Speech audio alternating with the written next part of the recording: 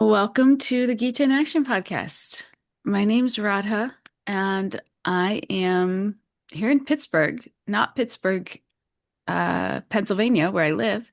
I'm in Pittsburgh, Kansas today, visiting my family. And I'm here with a family of seekers. We're reading through the Bhagavad Gita, and we're really trying to make it relevant in our lives, trying to live the Bhagavad Gita, trying to see our lives through the lens of the Bhagavad Gita is what we're trying to do here. And it's confronting. It's confronting. And I'm really feeling that. I was just sharing with the group today before we went on live that the verses we're going to read today, I feel are just resonating so much in my life right now. I've shared a little bit, but I'm visiting my family because my dad's really sick. My dad's an alcoholic, and it's kind of catching up with him, and he's having a lot of health problems. And my dad's not a bad person. He's not a bad person, but he really struggles. He has a lot of demons, and he struggles with alcohol. And these verses that we're going to read today, I really resonated with me. It really provided me a lot of solace. Is that the right word? Solace? Like peace for this Solace. situation. Is that not, is that is the right word? It's solace. Solace. Thank you. Solace. Yeah, like peace for this situation. Because in these verses that we're going to read, Krishna reassures us that even if, you mess up, even if you do some pretty bad things, that you're still his devotee and that he still takes care of you. And yeah, that makes me feel a lot of peace in what I'm going through with my dad when I'm seeing him suffer. I'm seeing him suffer with this addiction. I know my dad does have a relationship with God. So to know that, just because you maybe fall down a little bit or you slip up, it doesn't mean that it's all for nothing. It doesn't mean that any of it even goes away. It's actually you keep all your spiritual credits and Krishna still takes care of you. So we're going to dive into that a little bit deeper, and I hope you guys will also feel some solace, either for yourselves or your loved ones, or probably both, honestly. So before we get into the verses, Shakti, do you want to say our prayers for us? Yeah, please. Thank you. Om Timirandasya Yananjana Shalakaya Chakshu Unmilitam Yena Tasmai Shri Gurave Namaha Shri Chaitanya Mano Bishtam Shtapitam Yena Bhutale Svayam Rupa Kara Mayam Tatati Sva Pandatikam Vandeham Shri Guru Shri Yuta Parakamalam Shri Gurun Vaishnavamscha Shri Rupam Sagarajatam Sahagana Raghunatham Vitam Tam Sajivam Sadvaitam Savadhutam Parijana Sahitam Krishna Chaitanya Devam Shri Radha Krishna Padan Sahagana Lalita Shri Vashakan Vitamscha He Krishna Karuna Sindhu Dinabando Jagatpate Gopesha Gopika Kanta Radha Kanta Namostute Tapta Kancha Garungi Radhe Vrindavaneshwari Vrishabhanu Sute Devi Prananami Hari Priye Vanchakalpa Tarubhyascha Kripa Sindhuvya Evacha Patitanam Bhavembhyo Vaishnavyo Namo Namaha Nama Om Vishnu Padaya Krishna Prasaya Bhutale Srimati Bhaktivedanta Swami Iti Namane Jaya Shri Krishna Chaitanya Prabhu Nityananda Shri Advaita Gadadhara Shivasara Guru Bhakta Vrinda Hare Krishna, Krishna Krishna, Hare Hare, Hare Rama, Hare Rama, Rama Rama, Hare Hare. Thank you. Thank you, Shakti. Let's get right into the Gita here. We are starting chapter 9, Text 30 is where we're starting. So, chapter 9, text 30. And when you're ready, Stella, can you read that for us? Yes. Apichetsu duracharo bhajate mamananyabhak sadhur eva samantavya samagvyasito hi saha. Even if one commits the most abominable action, if he is engaged in devotional service, he is to be considered saintly because he is properly situated in his determination. Thank you. So this at first might sound a little bit confusing. Yeah, like how can someone who does something wrong still be called a sadhu?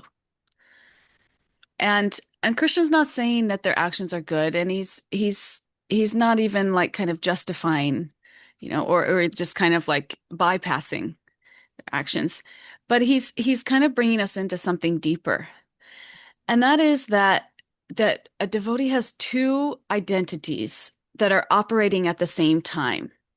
We have to understand kind of this will really help you understand yourself and other people too, and hopefully be a little bit more compassionate and understanding towards yourself and other people. Because we all have a conditional identity. And this conditional identity is shaped by habits, trauma, past conditioning, family influences, the modes of nature. Like that's like our karmic package. And then we all have a constitutional identity. And this is our eternal soul. This is the our eternal soul whose real nature is to love and serve God. And as long as we're in this world, these two identities can run side by side. And sometimes they harmonize beautifully, but other times they collide. And this means that a person can genuinely love Krishna, sincerely chant, sincerely serve, and still sometimes act in ways that don't reflect their higher selves. And this isn't because they're insincere. This is because their conditioning is just so strong. So Krishna's acknowledging this. And and and he's not he's allowing us to be human in this that recognize that your conditioning may pull you sometimes. That doesn't mean that you're not saintly. And so when we talk about a sadhu, what makes a person a sadhu? It's not their perfection. It's not their spotless behavior. It's not their ability to just be steady 24/7. Krishna says people are saintly because they haven't deviated from the path of bhakti. They don't blame or reject God even when they fall. They're not doubting these truths. They're not blaming the process for their shortcomings. They're remaining determined even when their behavior wavers. And so it's this sincerity, wanting Krishna despite imperfections, that Krishna's honoring here. And Jiva Goswami, he adds this important note. He tells us that this verse it's kind of a rhetorical glorification. Like it's a strong way of saying that bhakti is so powerful that even a major slip doesn't cut you off from God. So it doesn't mean like just do whatever you want and Krishna's fine with it. Like it's not that Krishna's blessing intentional wrongdoing. This verse is meant to be a lifeline, not a license, not a license to just do whatever you want. It's meant to be a lifeline. And there's a really beautiful metaphor you maybe heard Prabhupada uses and to explain this verse. And I feel like I always knew this. I've heard this metaphor quite a bit, but I didn't really get it. I feel like until I was really kind of diving deeper into the meaning of this verse. And this metaphor is that a devotee's accidental mistake is like the small dark spot on the moon Just like the small dark spot on the moon. It doesn't stop the moon from shining. It doesn't cancel its beauty. It doesn't define the moon. So in the same way, an accidental fall down, it doesn't define a devotee. And again, it doesn't mean we should take advantage of this verse. It doesn't mean we should, because if we really love Krishna, if we really love God, then we want to show up for God. And that showing up for God is living a godly life. Right? But that doesn't mean that sometimes our conditioning won't get the best of us and we make a mistake. It doesn't mean that we should just throw the baby out with the bathwater and just fall down. And it doesn't mean that we should deliberately use bhakti as an excuse for just being irresponsible. You know, we need to strive to improve, to act with integrity, to harmonize our conditional life with where we're going spiritually. That's what we want to do. But know that if we make a little mistake, it doesn't define you. So if anybody's struggling, with guilt or, you know, kind of accepting some of their behavior or maybe other people's behavior, know this. Okay, this little mistake, whatever you've done in your past, it's just like a tiny little speck on the moon, and it doesn't keep the moon from shining. So let's not let it define us or others.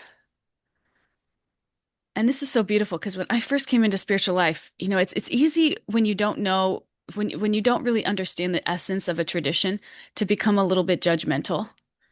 Yeah, and you look around and you're like, they're doing that. They must not be very sincere. Or like my dad, like he's drinking alcohol. He must not really be serious about his relationship with God. But again, it doesn't necessarily mean that. It just means that their conditioning in that area is pulling them in a way that isn't in line with their higher self. But they could still be very much attached to God.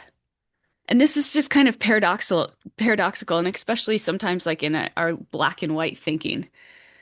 You go to church, it's like if you're a good person, you do this, this, and this, and if you don't, you must not be godly. But we really need to work to get out of this way of thinking because it's limiting. It limits ourselves, it limits others, right? And it limits our relationships with others. So we need to understand that just because somebody's struggling or being pulled down by a certain habit or behavior or mistake does not mean that they're not spiritual, that they don't have a close relationship with God. And this other point I want to make is Krishna's love it's both unconditional and it's conditional. Okay, I love these paradoxes. So his love is unconditional. We know that. There's nothing that we can do. There's no mistake, there's no failure, there's no past action that can make God stop loving us. He's eternally our well-wisher. He's always wants the best for us. Just like the sun continues to shine no matter what happens on earth, God's love is just always there.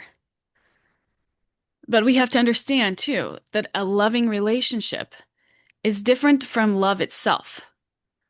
Because love can be one-sided. You can love somebody and they not love you back. Now, that can happen. But a relationship cannot be one-sided. A relationship requires two people turning towards each other. So even if you love your significant other with all your heart, but they don't really love you, it's not going to work. And it requires two people turning towards each other. So Krishna's always extending his love towards us. His love is always there. But if we turn away from it, if we're filling our hearts with desires that aren't conducive to that relationship, then we're blocking our own ability to feel his love. And that's what's happening. It just like puts a wall up between us and God. It's just like we're closing our eyes to the sunlight. Now the sun's still shining everywhere, but we've covered our capacity to see it. So we're not able to experience it. So Krishna's love is unconditional. Again, think of the sunlight. It's unconditional. but our experience of the love depends on the condition of our hearts. So when we open our heart through devotion, through humility, through remembrance, through sincerity, we become receptive. Okay, so God's love is always there, but we have to be willing to receive it. And this is why it's so important that the practice of bhakti is purifying our hearts, so that our hearts can be that fertile soil to receive God's love. So it's so important, again, that we strive to live godly lives. But just because we fall doesn't mean that you know that we're not spiritual, or that we don't have that relationship, or that we're less than. So this verse, Krishna's teaching us, don't judge others by their worst moment. And don't lose faith in yourself because of a stumble. Don't think that God rejects you when you make mistakes. If you feel any kind of rejection when you mess up, know that that's not God. Right? That's you. And that's okay. But know that that's not God. Right? And get back up on that horse. Don't drink a whole cup of poison just because you took a sip. Anybody ever do that? It's like, well, I already ate a half of bag of Doritos. I'm just going to finish the rest of it. No, it's okay. You may fall. God still loves you. And don't assume that conditioning means hypocrisy. Sometimes it just means humanity. It's just somebody's conditioning getting the worst of them. And so he's telling us here that bhakti is stronger than our karma. Bhakti is stronger than our karma. Bhakti can pull us out. And a sincere devotee is never lost. Krishna's walking with us through the struggle. He's not just there for us after we conquer it. He's there for us the whole time. So this verse, it's about hope. It's about orientation over perfection. It's about Krishna's loyalty to those who remain loyal to him, even when they're struggling. And that's the point here. You're struggling. Remember Krishna. He's always there for us. Don't let your conditioning get the best of you. Know that there's a part of you that isn't your conditioning. That is that spirit soul. Ready to love and turn towards Krishna. And Krishna's just waiting.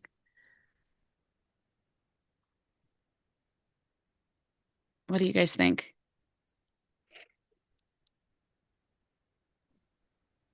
Stella. Okay.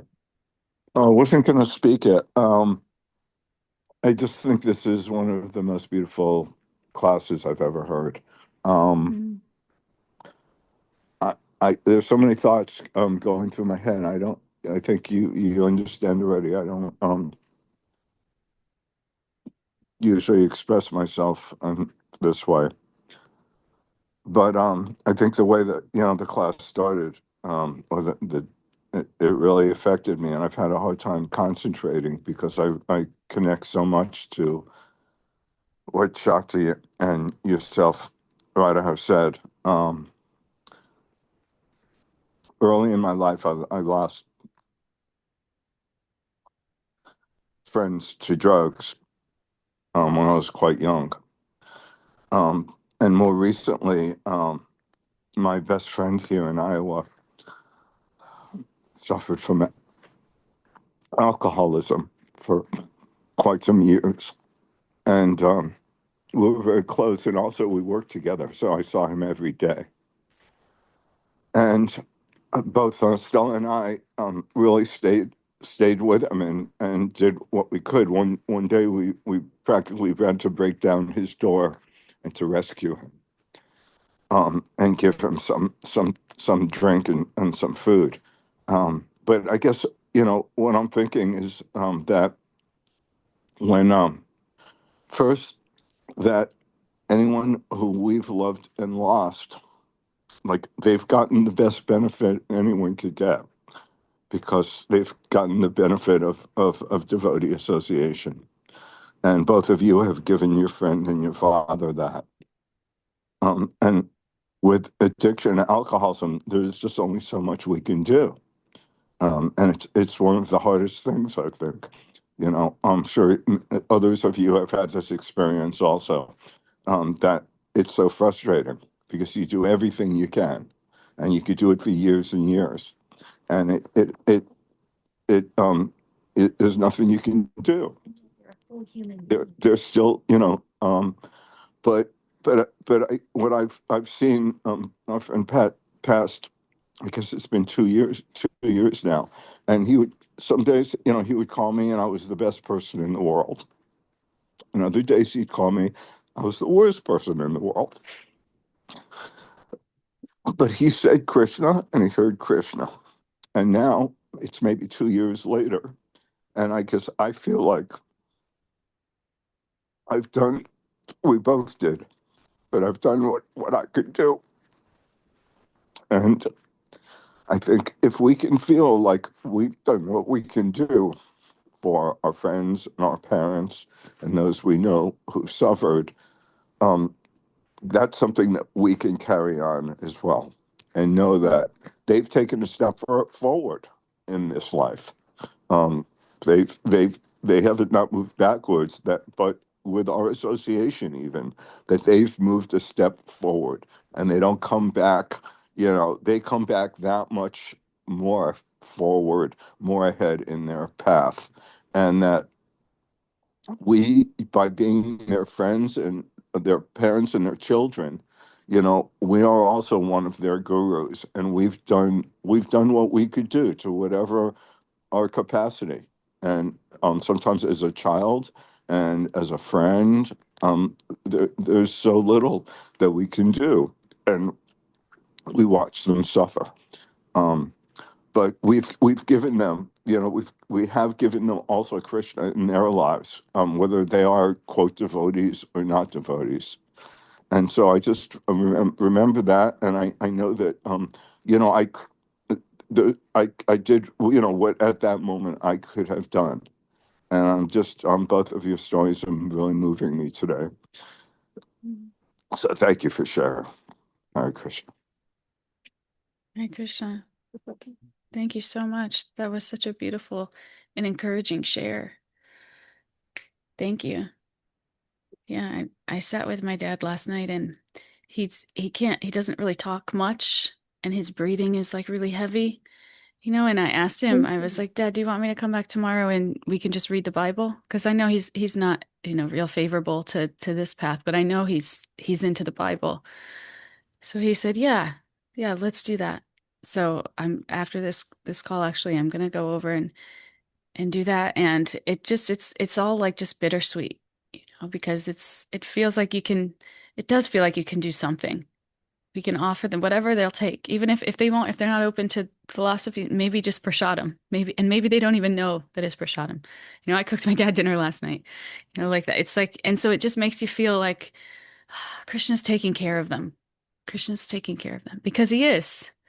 It's really sweet to see and to experience. Radha. Prabhupada said prasadam is everything. Mm.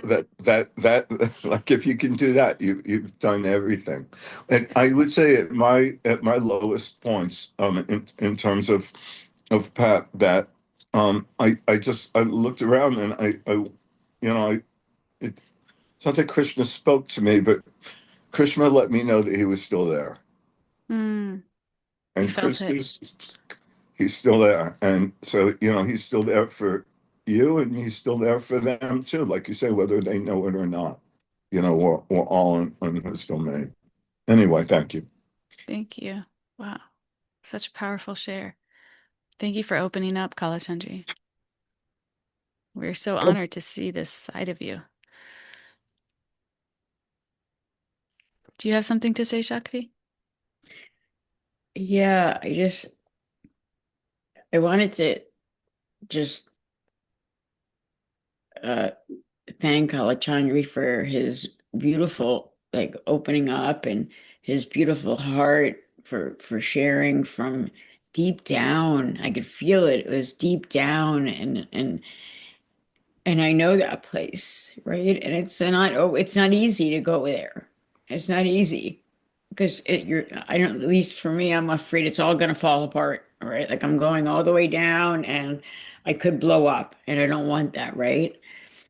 But what I wanted to say to you was, you know, I know there's people on here that, other than myself, that, like, my brother suffers with addiction. And there's nothing I can do. I used to fly to California. He was on heroin, and people would call me and say, "Your brother's going to die. You have to come out here." I'd go out there, and in his house, the only thing he had was needles and rubber ties. Like he had no food, everything had mold on it. But I go anyway, and I would be with him anyway. And what you're doing for your father is so beautiful. Like you're giving him, even though he may be full of alcohol, whatever he's full of, the point is that you're going to go there and you're giving him a sense of peace and peace of mind, because to read from the Bible with him, that is so beautiful. And it's such a lesson for me, right? To really pull back like the criticisms, the judgments, and really say, like, we're the we're living in Kali Yuga. And so Mm, Krishna knows this. Prabhupada knew this was coming. So he's giving us all of these, like, tools, like a toolbox, right? In the Bhagavad Gita, in the Bhagavatam, he's giving us tools so that we can make it through on our, by with ourselves, but also with others. mm, And so I hope that you understand that what you're doing is so brave and beautiful and really mm, hard, but you're doing it anyway. Your father mm, is really lucky. mm, So yeah, Hare Krishna, Radha. I'm so proud. I'm so proud to know you and be your friend. mm. Thank you, Shakti. It's Krishna's mercy. It's all just Krishna's mercy. Even the forgiveness I've been able to have from my father over the years, it's just Krishna's mercy. And that's what can even make this sweet. I can be there for him and I have that love and compassion for him. It's, yeah. Okay, thank you all. Let's move on to 31. This is also beautiful. It's like a Radha, may follow-up to I 30. share? Radha, What? may I share? Yes. Yes, is this Madri? Yes. Yes, please share. Mm. Well, I'm also emotional.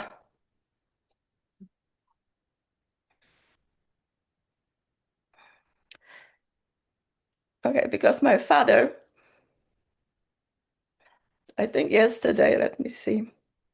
No, 2 days ago was his he he died in a car accident because of the alcohol. He was an alcoholic.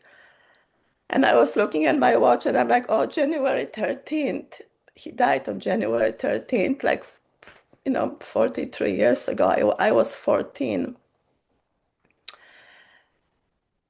And I had a lot of grief I had to process recently because I stored a lot over the years. As a 14, I didn't know really how to process it. But what comes to me, first I was thinking, well, I wish I can feel, like when Shakti was sharing, I was like, I don't have any feelings, but my feelings, I it takes a while for them to come up. And I was like reflecting that now it's my brother who is suffering from alcoholism. I'm Polish, so my family is in Poland. But I was admiring actually Shakti that she's able to go and see her brother, you said, right? because I'm glad that I don't see my brother, because it hurts me so much that I'm like, it's like unbearable and I cannot do anything. So like, I better not to see. So I admire those who are able to see, what they go through. And anyway, that's on a personal note. At the same time, I was also touched by your class, my second class, the session I'm attending. And Kalachanji Prabhu was saying this is like the best one. And I don't have the comparison. But I was like, oh my goodness, this is so good. I even brought some sewing for me because last time I was like, I need some sewing. My mind is too restless. But today I couldn't even, it was just too good for me to do anything else. I often during the classes, I'm like, it's just, I cannot focus. Wow. And somebody said, what's most personal, it's also most universal. And I think those sharings are just, there's so much, it's personal, but it's so universally applicable. And it's our shared human experience. As you said, we have both, we live in this material body and we are spiritual beings. And having these material conditionings. And I also remember, it's funny how last time I also was sharing, somehow or other I have these Christian things coming up to me during your class. Because I remember hearing that it was related to Jesus Christ that Varshana Maharaj says it, that, when the father sees he's got many children, but who his heart is drawn to, those who suffer, because they need the father more than those who are doing okay. So when you were talking about the suffering and we are talking about the suffering, actually Krishna is more focused on those who just like really need him, that those who are somewhat have it together, if there is such thing like having it together, that that's the focus. When the child is in trouble, that's where the focus go. So Varshana Maharaj was reminding me when I was in my ups and downs and going through all my struggles. And I'm like, Maharaj, this is like too much. I remember that's where he shared the story. Okay, I will. Wow. I have more to say, but I want others to share. So Nancy is Wow. waiting. Thank Thank you. you.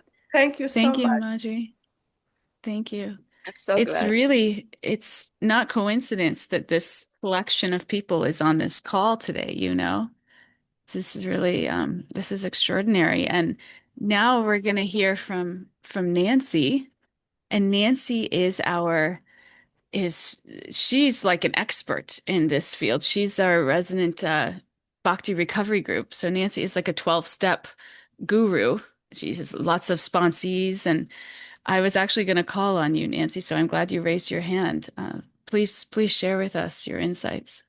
Yeah, I feel I am an alcoholic. I've been in recovery for over 43 years. When your father died, Audrey, I was when I came into recovery. And what I was thinking of is that there's always hope. There's always hope. You know, my father came into recovery when he was 50. I came in when I was 26, and my son came in at 17.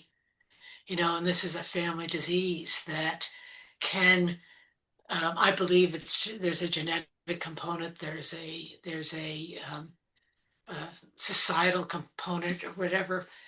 But I feel such guilt for all of you who are suffering with the alcoholic and addict.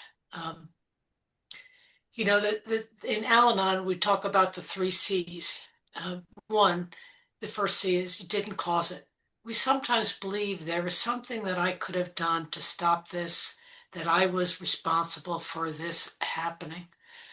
The second C is I can control it somehow. I will limit the amount of alcohol, or I will stop somebody. I will send them off somewhere to a detox. I will do whatever to control this whole path. And the last is that you can't cure it. And it really comes to a place where we have to sometimes, and I think that it's been said so beautifully, we have to be the walking Bhagavatam. We've got to be the walking Bhagavad Gita. I've got to be the walking big book. I've got to be the walking Srimad Bhagavatam, or whatever we can do to try to aid a person who's suffering. I can't even tell you how many funerals I've been in looking down at an addict that's died, watching their family dissolve in despair. And for me, I'm always thinking, well, I do hope that you come back and do it differently the next time, because I know you're not going to get out of this without facing your disease of alcoholism or drug addiction. That's my belief. And I do everything in my life today to hopefully come back in the next one, um, with this lesson of sobriety, with this lesson of God's love, with this lesson that, I'm not a bad person, but I also believe that God loves me no more, no less than the addict that's dying right now with a needle in their arm. Mm. I really don't believe that I have a um, I have the golden brass ring because I'm sober. I believe that I am only here by grace, God's grace and mercy. And so it is really, we always have to do everything we can to just Can you take her in protect, another room, Mom? Yeah, but she's gonna scream. sorry, I'm protect sorry, our, my daughter. sorry, protect ourselves when we're working with somebody in this place, because an addict doesn't mean to hurt us. An addict doesn't mean to lie, doesn't want to lie. An addict doesn't want to say the mean, horrible things that they do say. It is often the venom that's in our hearts comes out towards others when we're confronted. So it's really important to protect ourselves. And there's great programs that help us, like Al-Anon or Alateen or ACA, or all these other programs that can help us to deal with this addiction. But it's been said, just being steady-minded and being of help, reaching out and showing up where we can and how we can, and giving, our love and affection as we can, really helps. Because if we stand by and we just say, even setting a boundary of, you were so sick, I can't be with you right now. I'm going to Mm. love you forever and always. This is what I used to say to my son. I don't like you right now, but I will love you forever and always.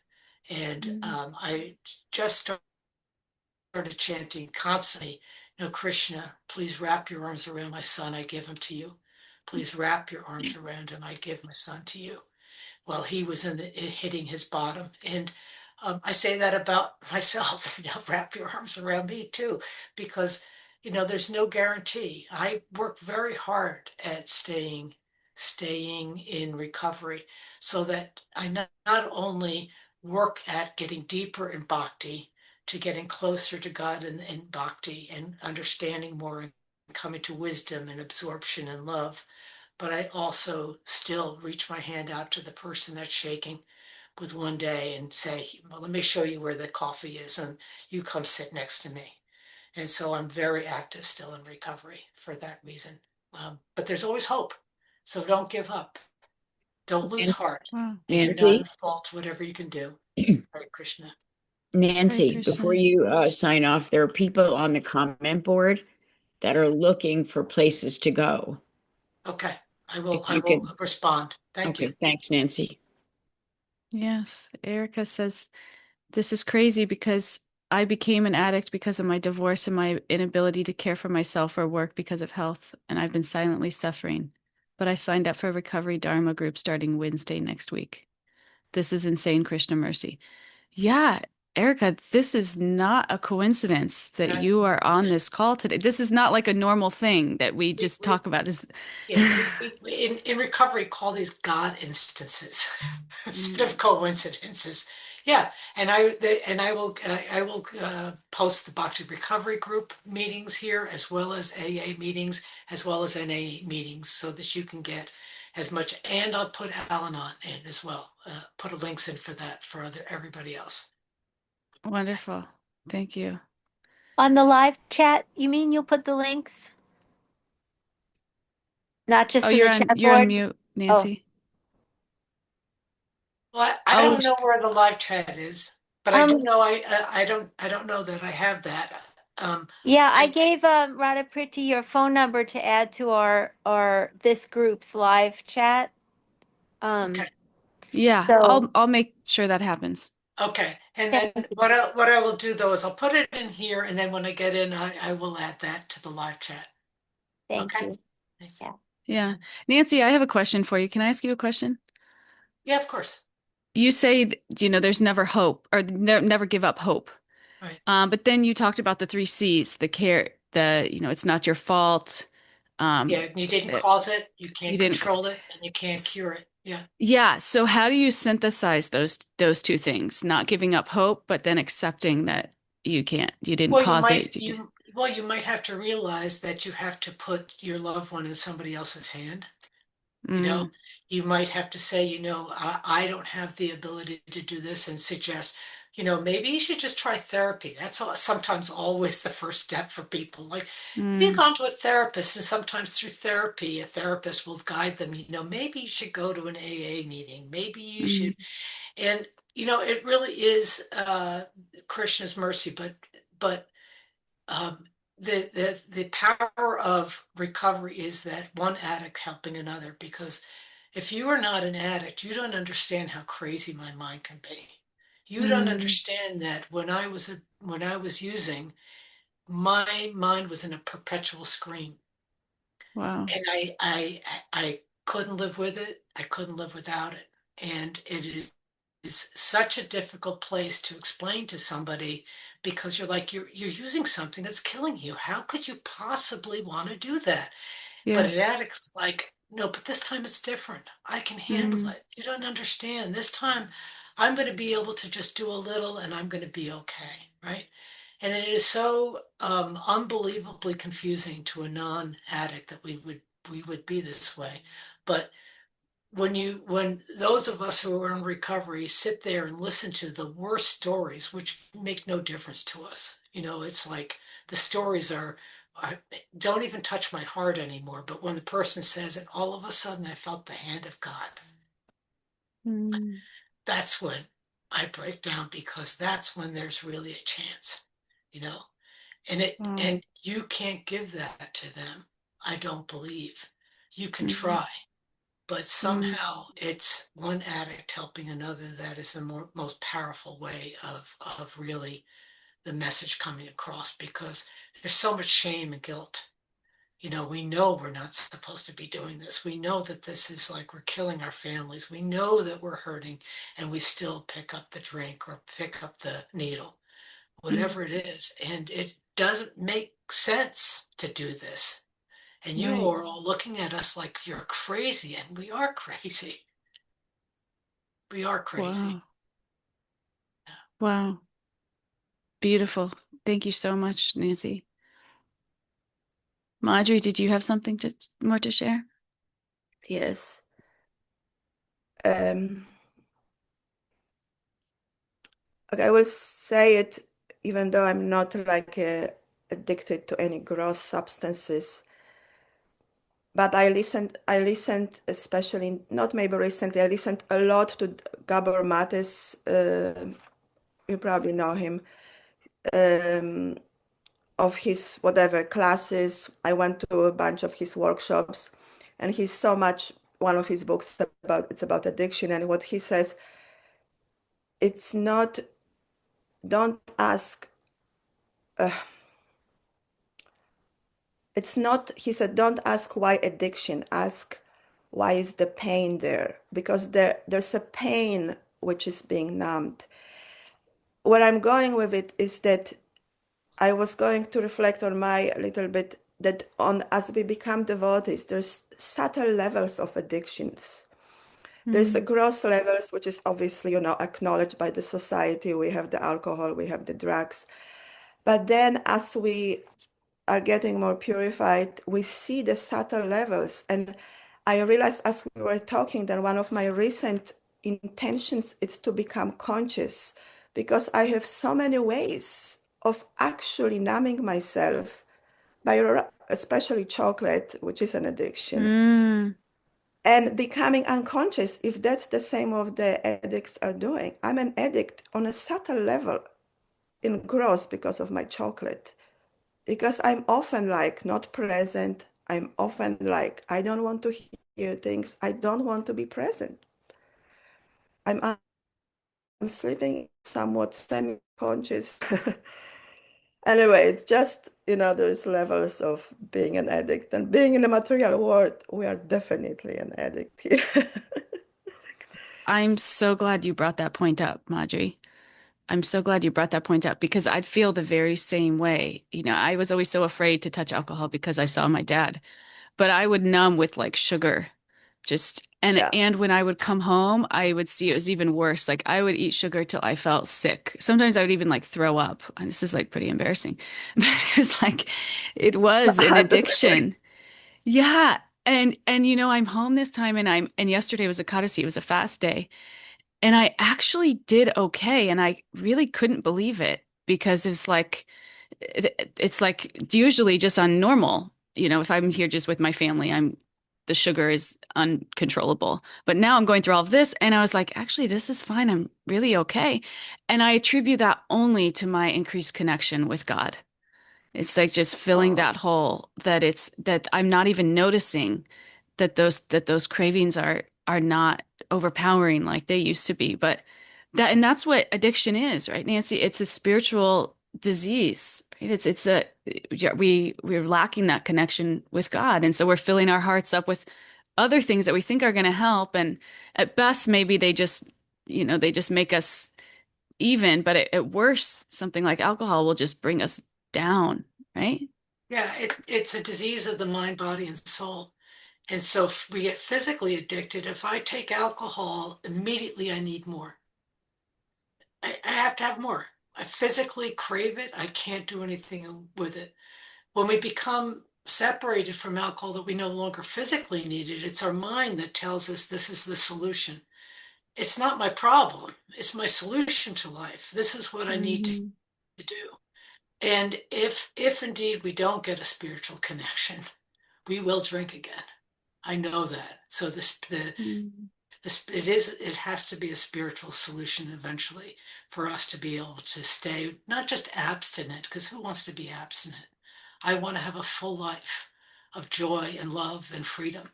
And that's the only way to do that is to be separated physically, mentally, and then to find the spiritual connection. Yeah. Yeah, because as long as we're feeling the discomfort with life and we're reaching for something like alcohol, we're not reaching for connection. And the alcohol is actually bringing us lower. Yeah, so we have to abstain from that or whatever addiction it is, whatever we're filling our God's shaped hole in our heart with. We have to kind of pull away, regulate it a little bit, or if it's something as destructive as alcohol, get rid of it, and then start filling up our God-shaped hole in our heart with connection with Source. And that's the only way out. Yeah. That's why And 12 step, it's like the most successful program there is, right? 12 step. Yeah. Yeah, and there are many, there's a lot of gurus out there.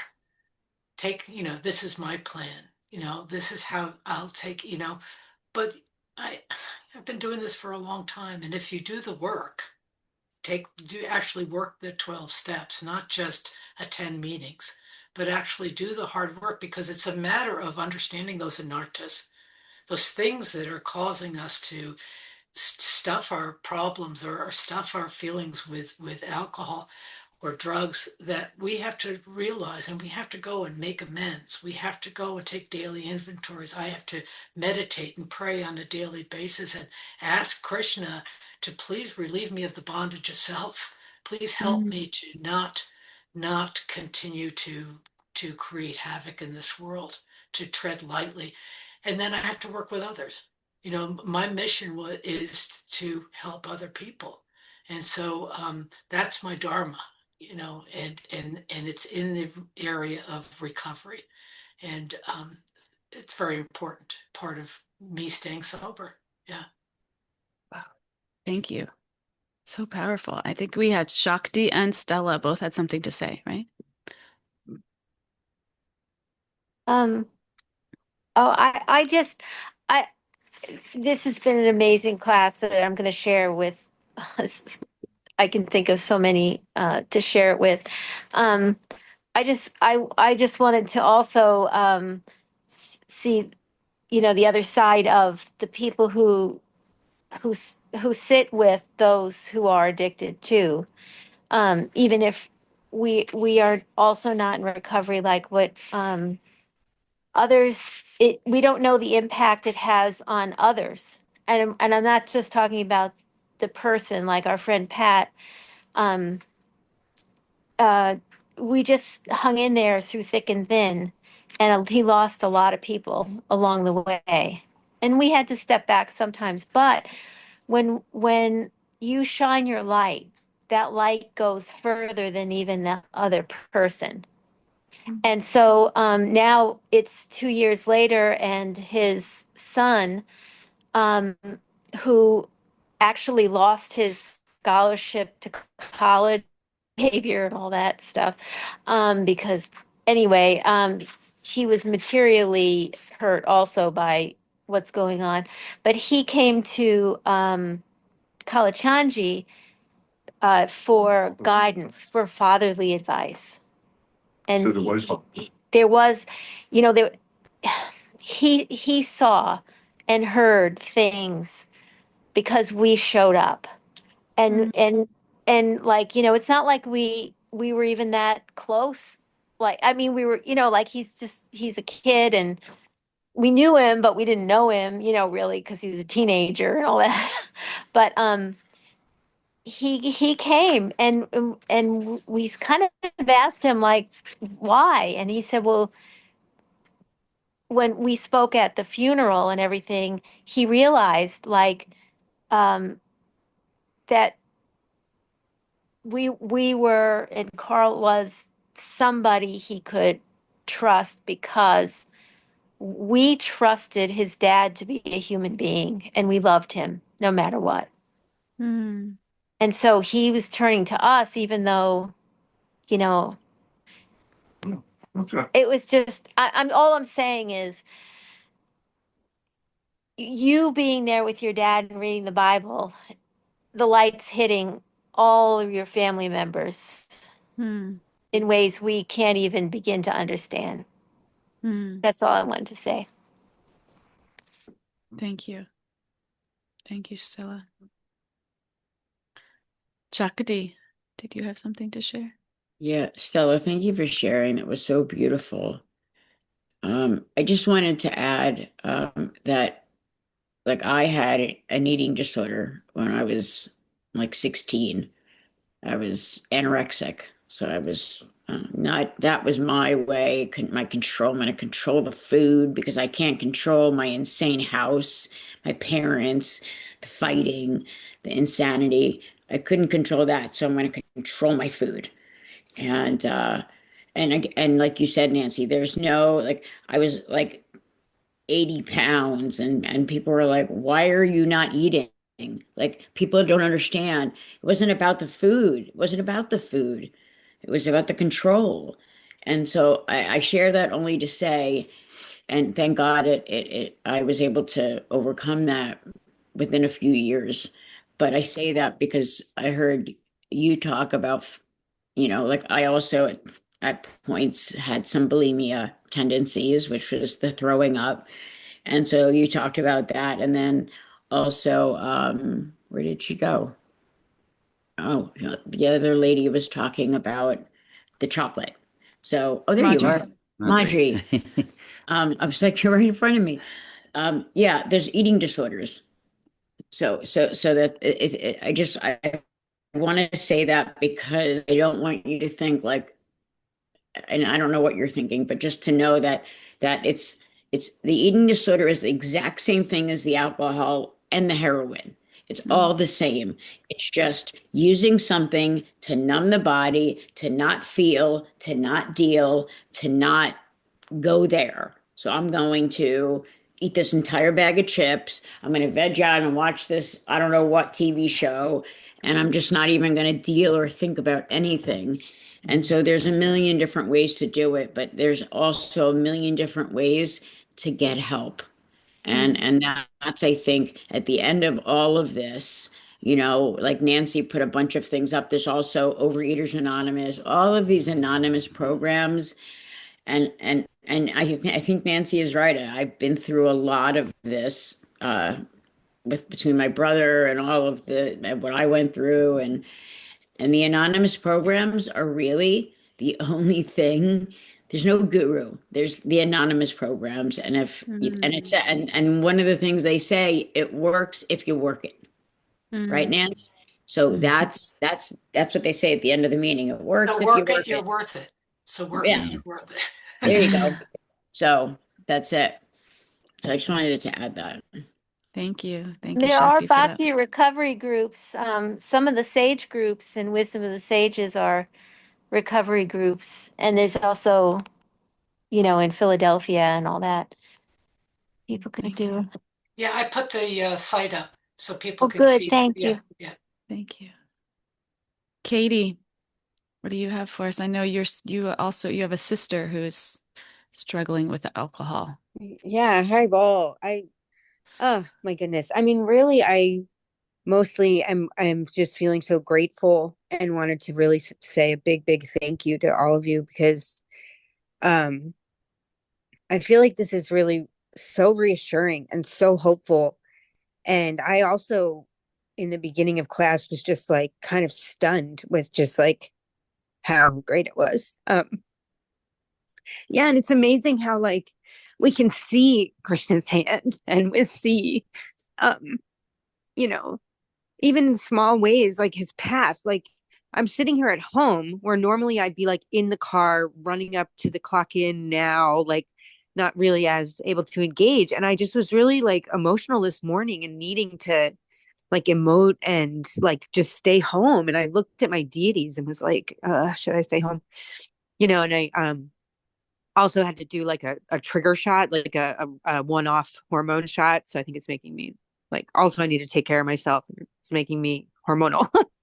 um, so instead I'm gonna like, my sister needs a ride to like an hour away. And I was like, oh, I'll be at work.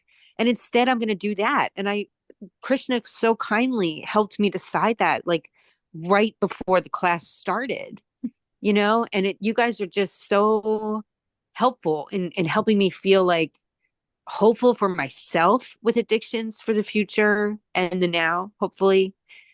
Hopeful for being able to connect better with my sister, and just like, you know, um, the reaching out and the still enjoying and still loving. Um, it's just amazing how our connections to each other support and show Krishna's hand, and I'm so so grateful. Yeah. Thank you, Katie. Thank you, Katie.